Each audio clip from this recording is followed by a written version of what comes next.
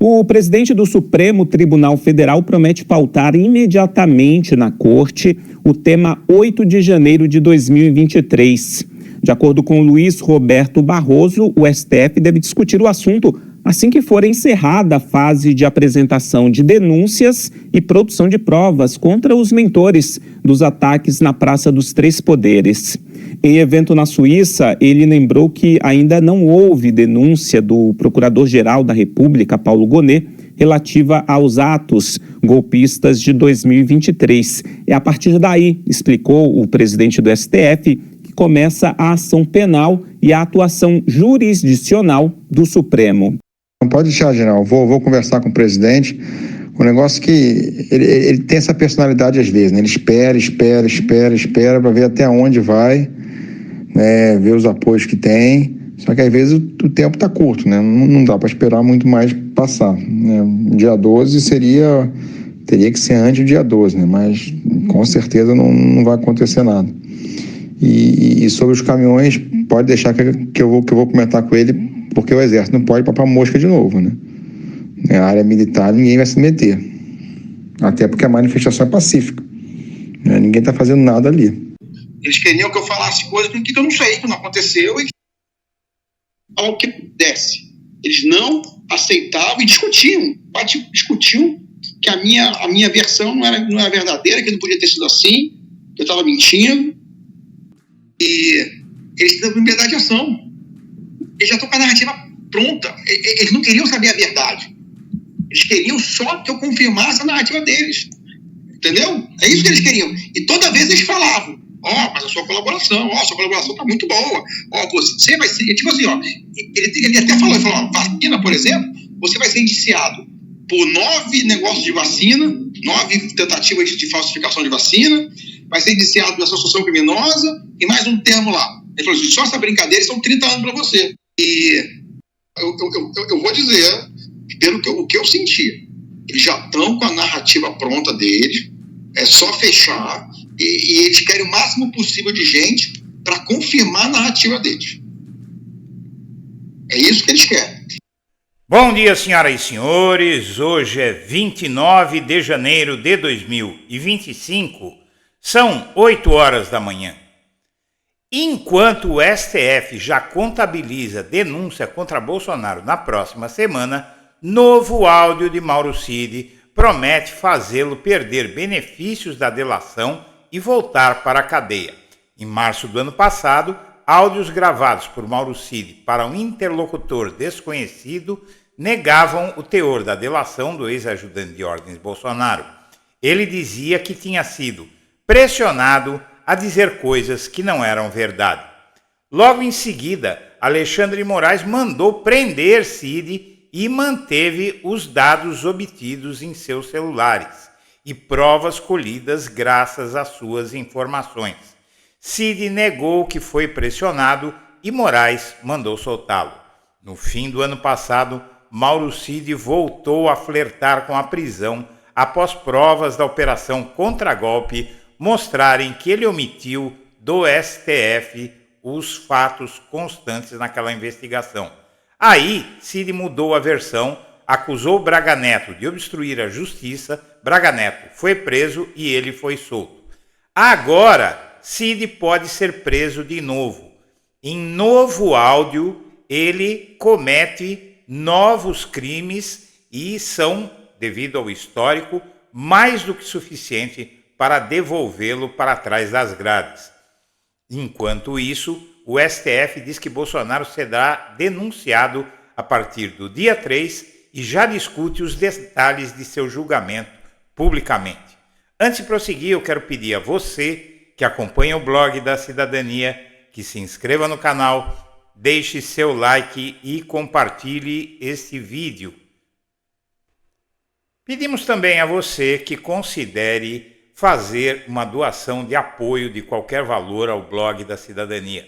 Precisamos atualizar nossos equipamentos e você sabe que o blog da Cidadania, diferentemente do que acontece normalmente na internet, nunca pede nada a ninguém, mas queremos recursos para fazer um canal melhor para você. À espera de denúncia da Procuradoria-Geral da República, divulgação da delação de Cid detalha apoio de Michele, Eduardo e políticos à trama golpista. Nessa matéria, que foi publicada na segunda-feira, na verdade, não é? Saiu uma informação muito importante.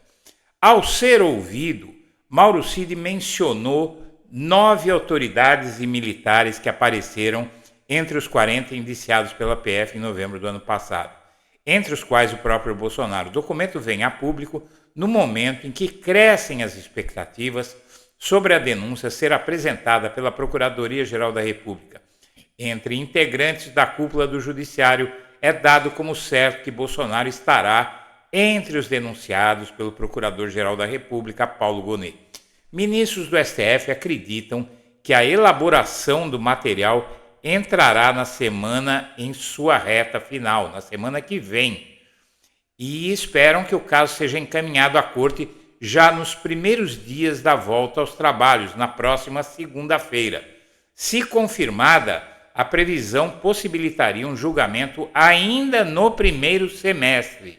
Ao longo da última semana, Gonet se dedicou à análise e ajustes no conteúdo que vem sendo elaborado a partir do material de mais de 880 páginas produzido pela Polícia Federal. Uma complementação, como informou o diretor-geral da corporação em entrevista, ainda é aguardada, mas interlocutores da PGR sinalizam que o eventual adiamento da denúncia pode ser realizado sem prejuízo ao que está sendo analisado agora. E, além do ex-presidente, as apurações que contam com parte de elementos obtidos pela colaboração de Mauro Cid, levaram ao indiciamento de Braga Neto. Muito bem. Após a produção de provas de 8 de janeiro, Barroso diz que vai pautar o julgamento. A declaração foi feita nesse grupo promovido num fórum na Suíça e ele diz que ainda não houve denúncia da PGR. Feita a denúncia, vai haver produção de provas, palavras do Barroso, tá? Ainda não houve a denúncia do PGR, feita a denúncia, vai haver produção de provas, concluída a produção, haverá o julgamento. Se terminar a produção de provas, eu vou pautar imediatamente. Barroso diz que nada impede que o caso vá ao plenário da Corte, caso a primeira turma do Supremo opte por enviar o caso ao colegiado maior de 11 ministros. Para ele, no entanto, essa seria uma mudança de regra no meio do jogo. Pelo regimento interno atual, essa é uma matéria de competência da turma, a menos que a turma decida transferir ao plenário. O que poderia dizer é que essa seria uma mudança da regra do jogo no meio do jogo. A competência hoje é da turma, da primeira turma. Para o ministro, é preciso julgar todos os envolvidos para não naturalizar manifestações violentas. Todos os julgamentos estão sendo feitos pelo Poder Judiciário com devido processo legal. E aí o Barroso já dá detalhes de como vai ser o julgamento.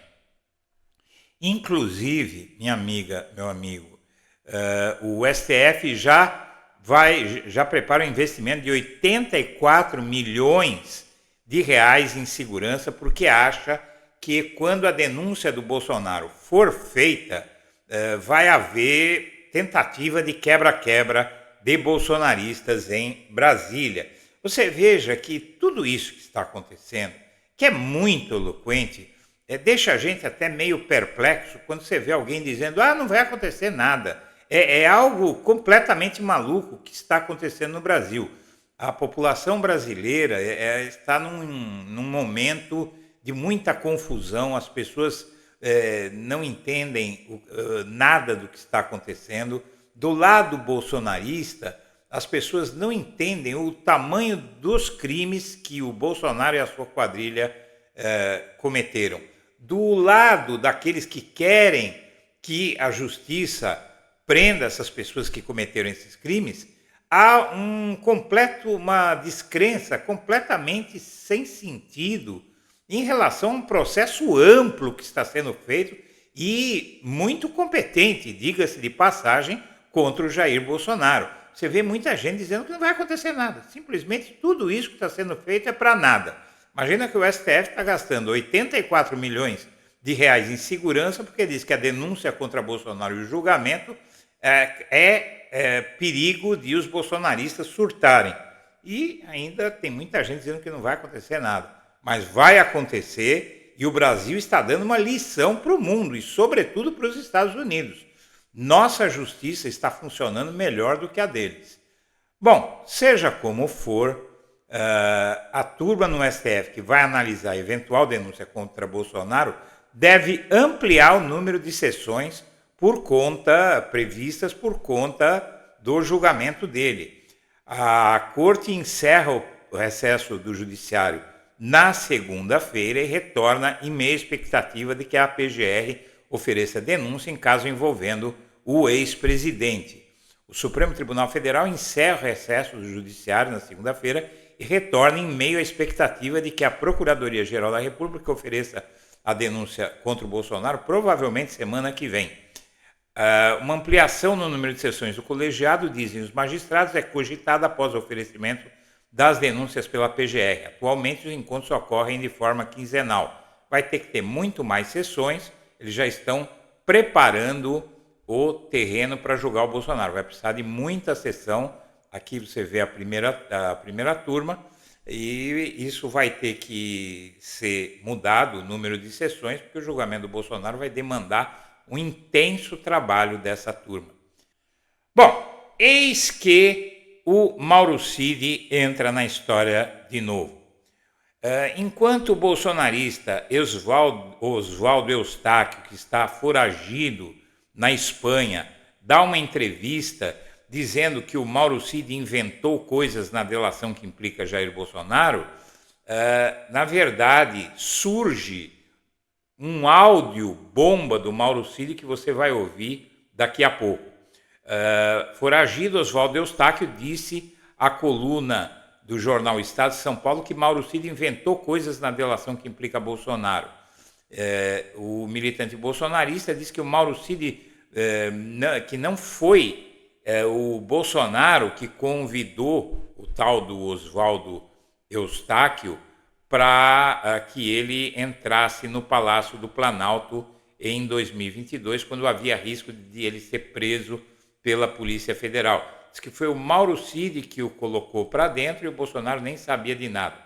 E, na verdade, isso é algo que não dá para confiar nesse sujeito, porque ele é um bandido, para falar a verdade.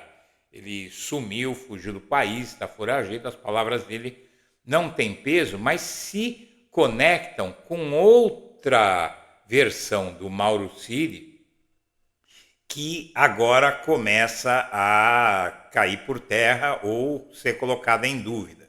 Vamos lá. Após os esclarecimentos do Moraes, naquele áudio que você ouviu no começo do vídeo, não é?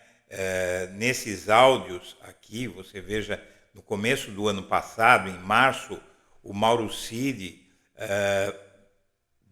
teve alguns áudios vazados em que ele dizia que o Alexandre de Moraes e a PF tinham pressionado ele a dizer as coisas que ele disse, a fazer as acusações que ele fez ao Bolsonaro.